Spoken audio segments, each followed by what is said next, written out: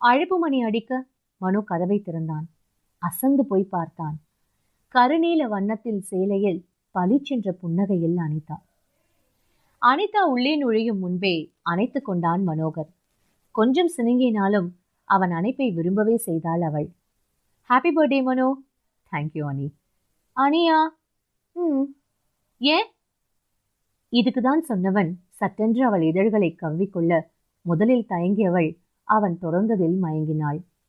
அழுத்தமான முத்தத்தில் அவன் ஆசை அறிந்தவளுக்கு கொஞ்சம் படபடப்பு வர, யாருக்கு கொடுக்கிறோம், தனக்கு வரப்போகிறவன் தானே என்று தன்னைத்தானே சமாதானப்படுத்தி கொண்டாள். முதல்ல கேக்கு வெட்டுங்க, அனிதா சொல்ல புன்னகையுடன் அவளை விடுவித்தான்.